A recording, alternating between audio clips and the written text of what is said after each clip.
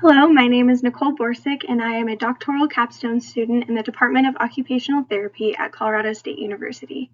This last semester, I completed my capstone project entitled Improving the Continuum of Dementia Care, OT Inclusion into Primary Care. I completed this project in Boise, Idaho, in partnership with Aging Gracefully, an occupational therapist-owned Eastern Idaho-based company providing dementia education to caregivers and healthcare workers in Idaho. I begin talking about my project, I want to thank all of the people that made it possible.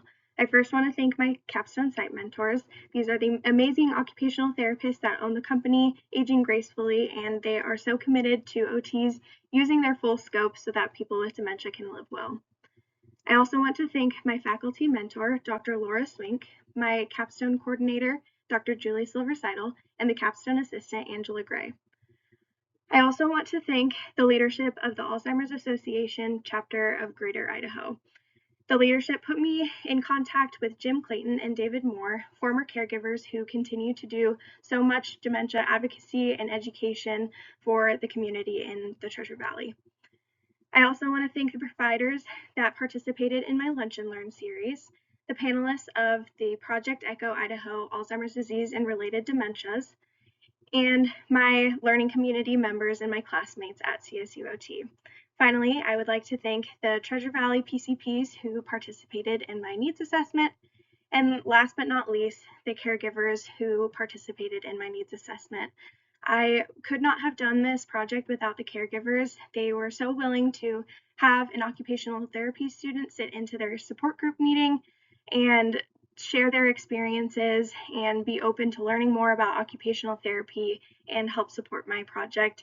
These caregivers do so much for their loved ones with dementia, still find joy in the difficulty of the disease progress, and I am so thankful for the opportunity to work with them throughout this project.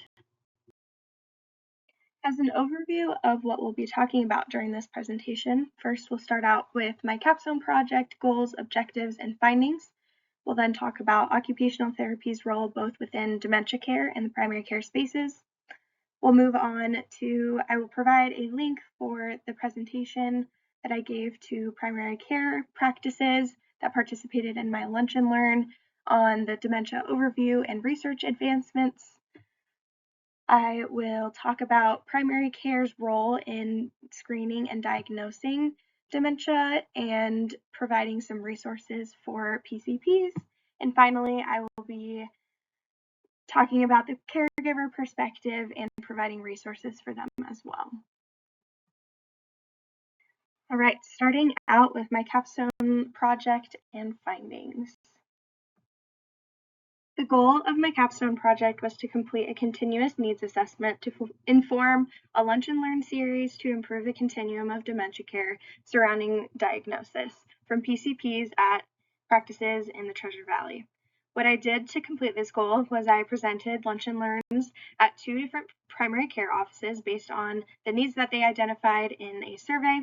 I also attended local caregiver support groups to learn about the experience of caregivers and the diagnosis process and the needs that they have.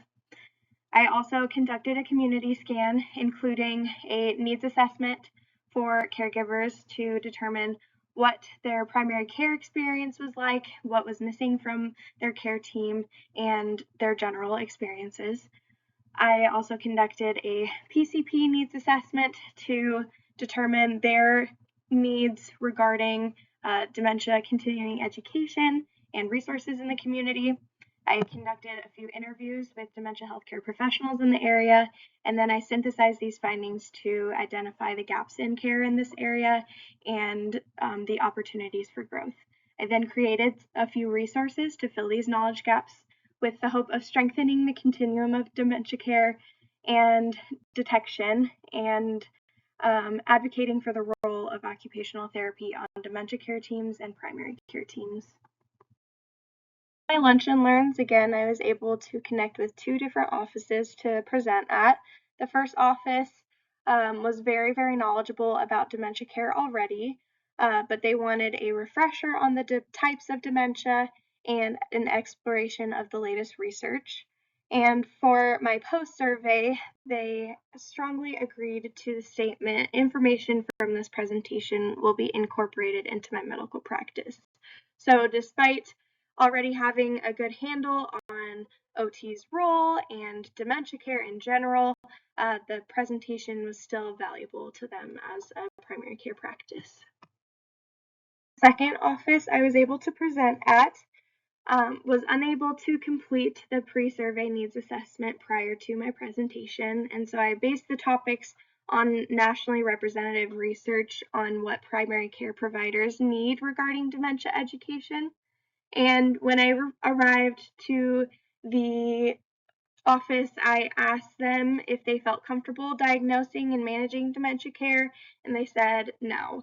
So I feel that despite only getting two offices participating in my Lunch and Learn series, it was a very good wide range where my first office was extremely knowledgeable and the second office was very excited to learn more. I post surveys for my Lunch and Learns. I asked providers to rate themselves on a Likert scale regarding their knowledge on the presentation objectives, 1 being not at all proficient and 5 being extremely proficient. Where the first office that I presented at rated all objectives as extremely proficient, both pre and post my presentation. The second office that I presented at reported marked improvements in their knowledge regarding the presentation topics, specifically with the ability to identify different forms of dementia, the ability to explain recent advancements in dementia research, and the awareness of local resources and multimedia resources for patients with dementia and their caregivers. And this was what they identified as how they would incorporate the information of my presentations into their medical practice, was by presenting the resources to their patients and family members. Moving on to the results of my caregiver needs assessment, I was able to receive 25 responses to my survey, which was amazing. I wanted to highlight some of the most interesting findings on the next couple of slides here. The first one I wanted to mention was that caregivers and their loved ones were noticing symptoms of dementia 1 to 2 years before bringing up the concerns to their primary care provider. And so this is a really big opportunity for some education to ensure that people know what the early signs of dementia look like and know what to do once they start seeing them, so that we can start diagnosing dementia earlier and getting people resources. Another interesting result of my caregiver needs assessment is the challenges that they encountered when seeking a diagnosis. The most reported response was denial, and the second most reported response was just not knowing what questions to ask. So this is a huge opportunity for improvements in the continuum of dementia care, because people are receiving a diagnosis and then kind of getting left to figure things out on their own, which is very, very difficult to do when you just receive life-altering news. The findings regarding people's satisfaction with healthcare providers addressing their needs, both managing their loved ones' dementia care and the caregiver's needs, are all across the board. And I think this is really indicative of the knowledge and comfort level of providers as well. There's a huge range of people who are super comfortable with managing dementia care and diagnosing everything.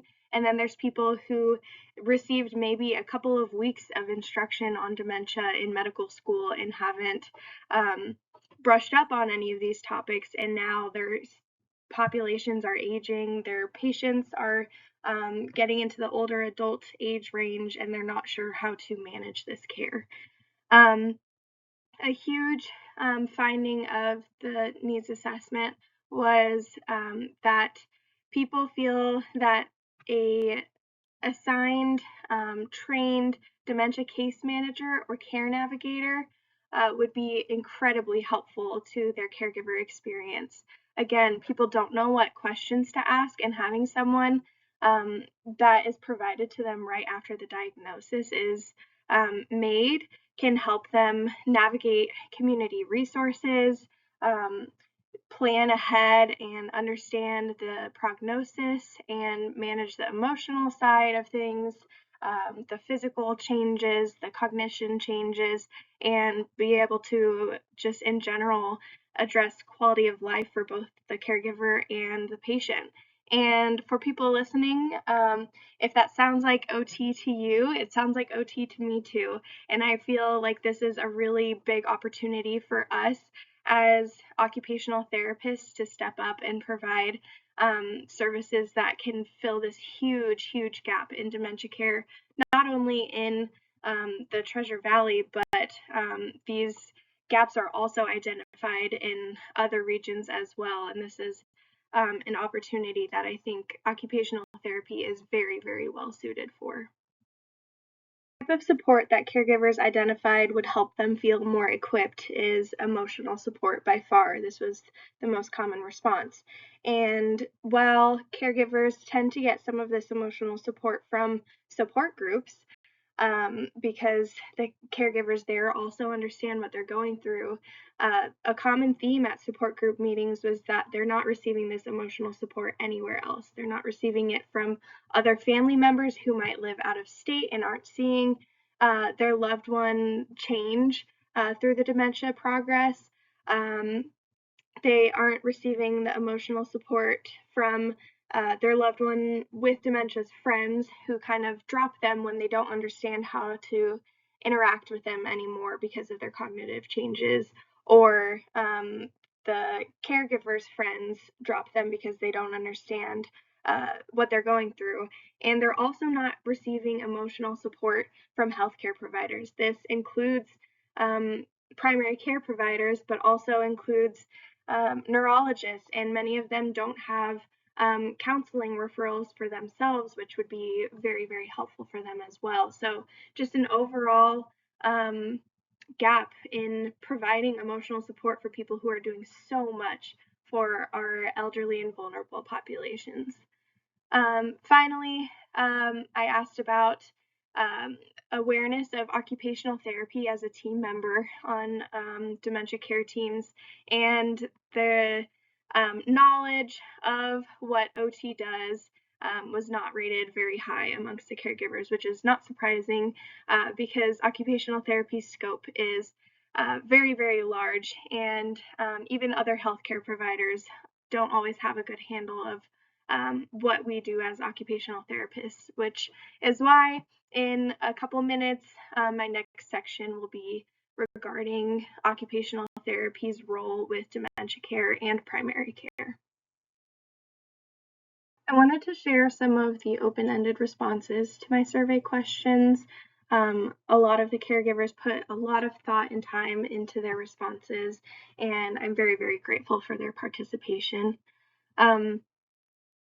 One person said that there was a lack of practical assistance despite a lot of theory surrounding how to be a caregiver in a lot of different areas and domains of care, and that a one-stop shop, a care manager, case manager, care navigator would be so helpful. And again, I really think that OT could help fill this need to support the quality of life of not only the person with dementia, but also the caregiver.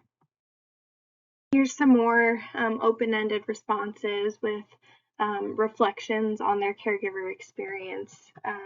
A big theme on this question was just how the medical community at large, and society at large is unprepared of caring for elders and caring for people with dementia, and that is something that needs to change so that we can support everyone better.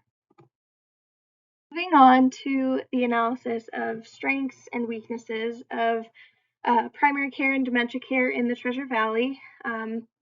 Project ECHO Idaho Alzheimer's Disease and Related Dementias is an educational program that's happening right now through the University of Idaho.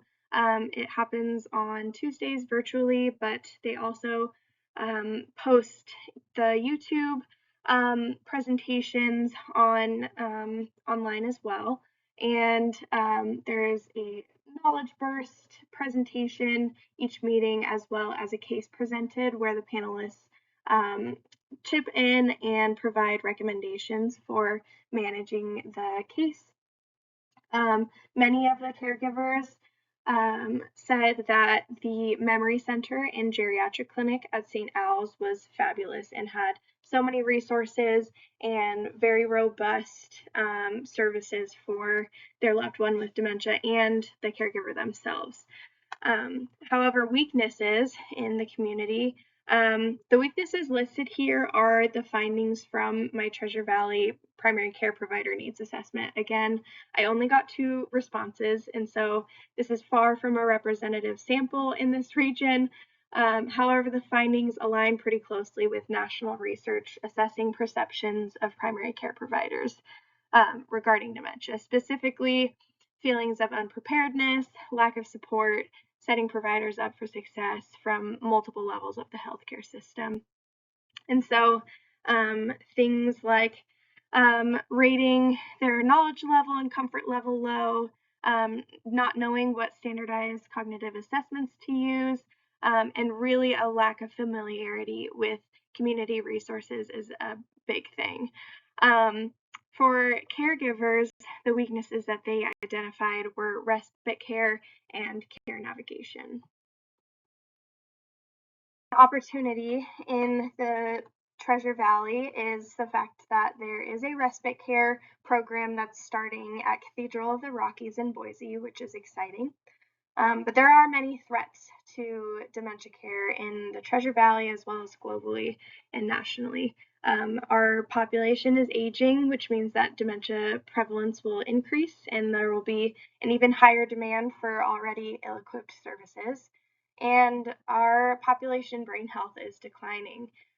We're seeing more environmental toxins, less education opportunities because of finances, lack of walkable communities that promote healthy behaviors and exercise, a lack of nutritious food, and increasing smoking behaviors, which all put us at higher risk for dementia. Now we're going to move on to section 2 of this presentation, which is occupational therapy's role in primary care and dementia care. For occupational therapists interested in learning more about dementia care and primary care, I've created a resource compilation with learning materials. So you can scan the QR code or click the link in the video description to see that. This is a brief overview of the domain and processes of occupational therapy from the OT practice framework. So you can see the 9 areas of occupation there and how we can intervene. It's important to note that dementias are progressive and neurodegenerative, so our focus can't be on rehabilitation, but we still have a lot that we can do both in the primary care space and with patients with dementia. Some specific examples of what OT can do for dementia care, so modifying environments or activities to make sure that the routines and strategies that we recommend fit their lifestyle and their needs. For caregivers, again, my site mentors have done so much on the caregiver education side with challenging behaviors, and this is a really important thing to meet the needs of the community. It helps our people with dementia live better as well when their caregivers are well taken care of. Maintaining people's roles in a way that's meaningful to them, especially for individuals with young onset dementia. So maintaining their work, how can we adapt their work to make sure that they're still able to participate in that for as long as possible? How can we talk about family roles and how that will look for them and support them to make sure that they're able to participate in what they want to do and need to do in their everyday life. Within primary care in general, OT can do a lot for people with chronic conditions, We can help people establish and maintain healthy habits and routines, like new health behaviors that fit into their lives, how they stand already. So what will make the most sense to them and set them up for the most success. So we can help people adhere to the treatment regimens that their PCPs prescribe, like smoking cessation or diet changes and exercises.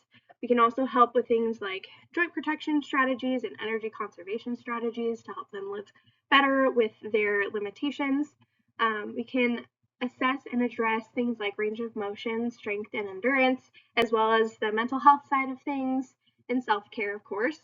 Within maintaining independence, we can help them develop, maintain, or improve their skills for daily living and their overall safety and function.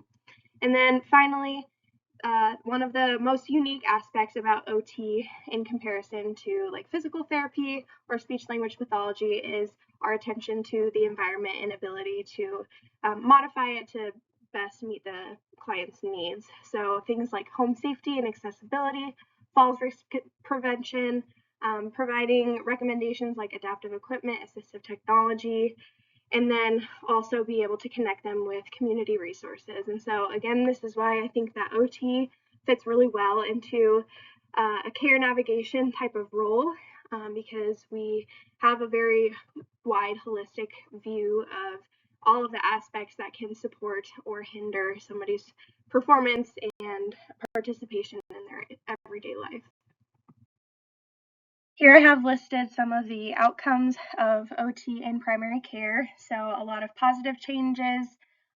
One of the most marked improvements is a study that was done on over 300 independently living men and women over the age of 60 who were offered the opportunity to work with OT through their primary care provider in both group and individual settings to work on health through means of occupation and activity. The OT group had improvements in their quality and quantity of life and decreased their disease burden, which is the statistic, the quality adjusted life years, by 45% in comparison to the active control group, which was a social engagement group, and the passive control group, which was just health education. So OT has a lot of measurable outcomes in the primary care space. The Mayo Clinic of Arizona actually piloted OT within a primary care practice for 6 months and ended up creating a full-time OT position because of the success of the pilot. Just to point out here, the physicians were asked how important they felt it was to have OT integrated into the primary care practice. By the end of the pilot program, 61% of physicians felt that OT was absolutely essential. 30% felt that OT was very important to primary care, as opposed to a much lower level of importance rated and 0% saying absolutely essential before the pilot. There's also a huge return on investment measured during this study after calculating the OT salary versus the revenue generated by the CPT codes through Medicare Part B, that the OTs were able to bill same day as a primary care visit. And there was also a lot of improvements on the patient outcome side. However, this study didn't specifically focus on that. More so, they focused on the physician satisfaction and the return on investment side of things. And here is a list of the CPT codes that OTs can bill in primary care. So the previous slide was talking about a 135% return on investment, and that is based on the average weekly schedule of an OT and all of the codes that they bill and the revenue that they generate based on these codes versus their salary and the materials for the clinic. In conclusion, for the occupational therapy section, one thing to note is that nurse practitioners likely worked with OT in skilled nursing facilities and hospitals prior to doing their NP program. And so oftentimes they have a better handle on the scope of OT and they realized the value of OT because they worked alongside of us. And that is in comparison to physicians such as MDs or DOs. And so for occupational therapists interested in the emerging practice area of primary care, nurse practitioners maybe are in and maybe a way that we can connect with the primary care space. And now, just as a quick mention for this topic, the dementia overview and research advancements. To see the slideshow I developed and presented to participating primary care offices during my capstone, scan the QR code. In these presentations, I provided an overview of the types, progression, and symptoms of common and rare forms of dementia, and also covered some advancements in dementia research. I advocated for OT's role in dementia care and primary care and provided resources as well in this presentation. Additionally, the resource compilations I developed for primary care providers, OTs, and caregivers have links to videos explaining these types in more detail, and you can find the resource compilations linked in the video description as well. Now moving on to primary care providers and their role in dementia diagnosis, screening, and care management. Again, I have a QR code linked to the resource compilation for primary care practitioners specifically. You might be wondering why I was targeting primary care providers in the first place for my project. Because primary care providers are the most likely health professional to encounter older adults in the community, so they're oftentimes the first point of contact for most patients with a suspected cognitive impairment or dementia. Again, our population is aging and our dementia population is growing, and this increases the demand on the specialists that are commonly referred to for diagnoses. And there's definitely times when referral to a specialist is necessary, such as when a specific diagnosis does not seem to fit their symptoms, or they may have an atypical form or young onset form of dementia. However, with the right training, primary care providers are well positioned and have the scope to make this diagnosis. They also have an ongoing relationship with their clients and patients, which is very, very helpful to detect changes to cognition. It's also noted in a lot of research that PCPs oftentimes do not feel confident in recognizing dementias or using and interpreting standardized assessments. You might be wondering, how do I even bring up this conversation if my patients may be defensive about their cognition? How am I going to work this into my interviews on their history and things like that? It can be just a conversation starter, such as, have you noticed a change in your memory or thinking that concerns you? It's important to kind of probe for follow-up questions about attention, executive function, language, and spatial recognition, because most people focus on memory only when asked about cognition. But patients oftentimes expect the primary care provider to bring up cognition, and they might think that if you are silent on cognition, then that is a sign that they are fine and nothing is wrong.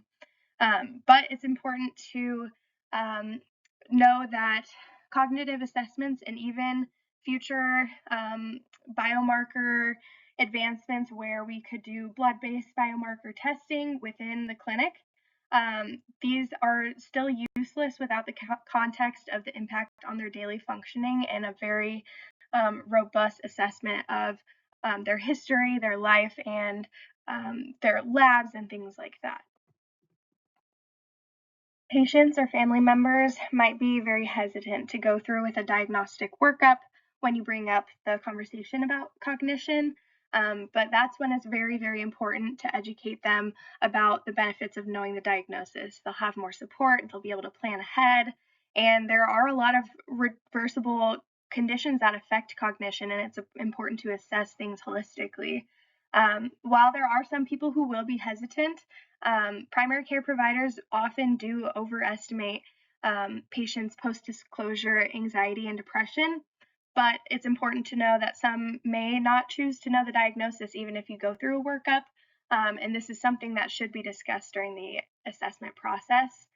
And after the diagnosis, it's important to consider the mental health impacts of delivering the news, offer a counseling referral for the individual, encourage their family caregivers to attend counseling as well, and consider the patient's history with depression and self-harm and come up with safety plans and check-ins so that we support the mental health of our patients with dementia. There are 3 C's that are recommended to consider when you're delivering a diagnosis. The first one is communication.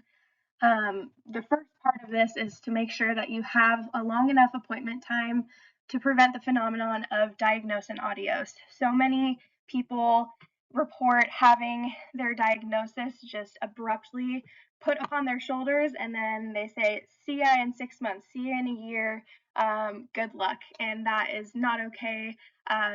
It's important to make sure that our patients and families aren't blindsided by this. So discuss the possibility of dementia as a diagnosis during the assessment process, and then allow them to ask questions and process the news when you're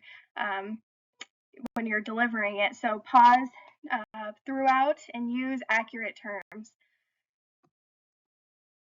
It's important to acknowledge and validate whatever feelings the patient and their family members are going through. They could be shocked, angry, frustrated, grieving, but some patients might be relieved to have an explanation for their symptoms. So don't minimize either way, and don't minimize the impact of the diagnosis on their mental health and their plans for the future, and don't offer unrealistic reassurance. Really listen to their concerns and let them know that support is your top priority and that you are on their team. Connections. It's important to establish and maintain a trustworthy relationship with the patient and their family members so that they feel comfortable coming to you with their concerns to make sure that they're supported. So that means to try not to give a diagnosis during the first appointment if possible, because an already established relationship will help with the communication and the comfort side of things. As a follow-up to the appointment, provide a written summary because when you're delivered the news, it can be shell-shocking and they may not remember all of the resources that you tell them by word of mouth. And so just really set them up for success during this absolutely critical time. Schedule a follow-up appointment if possible. And if that's not possible, then make sure they do have some sort of tangible support. So refer them to community resources or other providers if available, so that they have a stepping stone during this absolutely critical time in putting plans in place and support in place.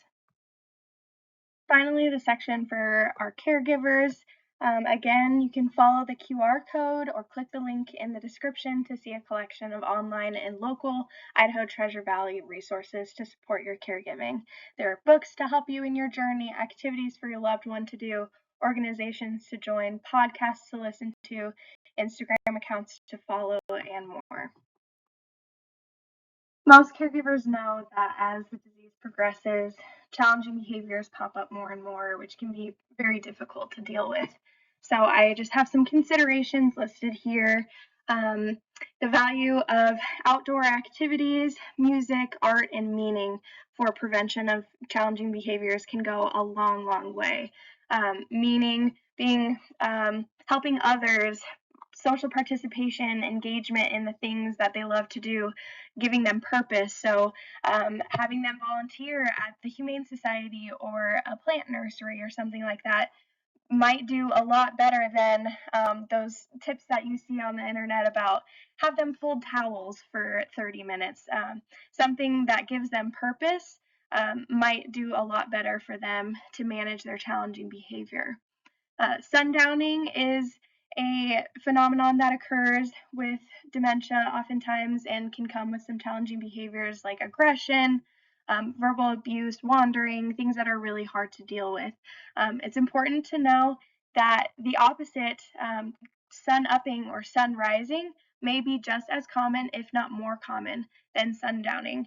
And so consider alterations to the sleep schedule if this occurs, and consult the doctor about their med schedule. A lot of people with dementia are on antidepressants or antipsychotics and things like that. And depending on when they take them, it could support their daytime functioning better. And so have conversations with the doctor about their medication schedule if they're having really, really challenging behaviors in the morning or in the evening. It's important to determine if your loved one's physical needs are being met. When their disease is progressing, they're unable to understand their sense of interoception, which is the awareness of what's happening in their own body. Pair that with the difficulty of advocating for themselves or communicating their needs and wants, and this could lead to challenging behaviors. Absolutely, when I'm hungry, I'm not the most pleasant to be around, but if I don't realize I'm hungry, then what do I do about it? You just sit there in your hunger and you don't know how to fix it. And so see if maybe they need to go to the bathroom, encourage them to go on regular bathroom breaks or a toileting schedule. Some cases, the person may be experiencing painful urinary retention or constipation and be unable to tell anyone. So consider this if they're having challenging behaviors. With their sensory domains, do they have their glasses or their hearing aids? Are they just so frustrated with conversation and their daily tasks because they can't see or hear? Things like that. There are toolkits and trainings listed on the resource compilation that I linked, because this topic could be its own hours-long presentation, and the presentations do exist. So there's Empowered Caregiver Series, local events through the Alzheimer's Association, Teepa Snow, her podcast and her website has just a vast library of tips and strategies, and these are linked on the resource compilation, so take a look at that.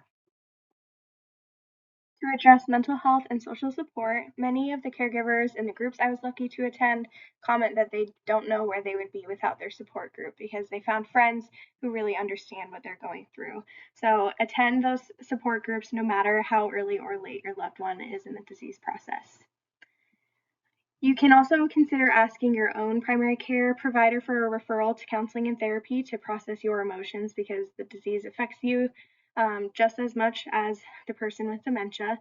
And also consider therapy for your loved one with dementia. If they're early enough in the disease progression, it may help with their feelings of grief, anger, or loss.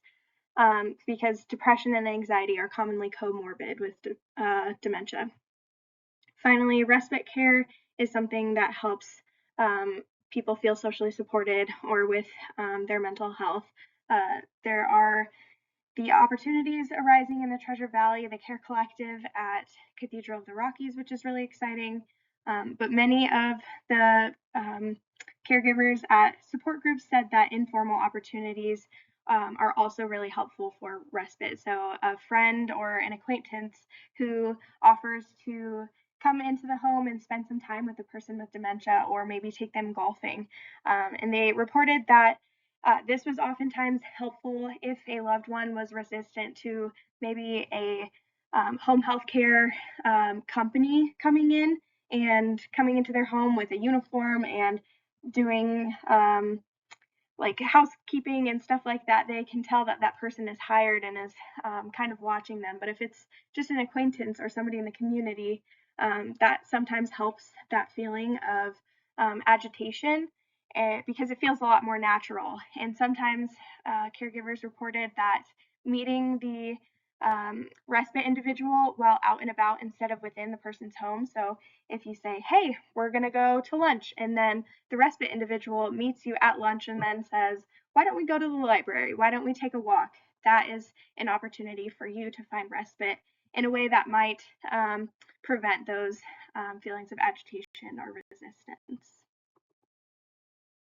Know that caregiver section was pretty short, but again, there are tons of resources listed on my compilation for the caregivers. There are so many people who are experts in managing challenging behaviors and educating caregivers on the dementia disease progression, and I have linked a lot of those resources because they say things and they know things a little bit better than I do. And so hopefully the resource compilation is helpful to you. Again, thank you to the caregivers who made this project so meaningful. It was just a joy to be able to connect with you guys and see the support that you give each other. Thank you to my site mentors again, my faculty, CSU Capstone team, and everyone who was a part of this project. It was so meaningful, and I'm so grateful for the opportunity. Last but not least, thank you to everyone who watched this video. If you made it this far, I know it was a long one, but thank you for giving me the opportunity to speak about my capstone in this population that I am so passionate about. If you're here, it means that you're also probably part of the dementia community, or you're passionate about this topic as well. And so thank you for all you do. And here is a list of my references for the presentation.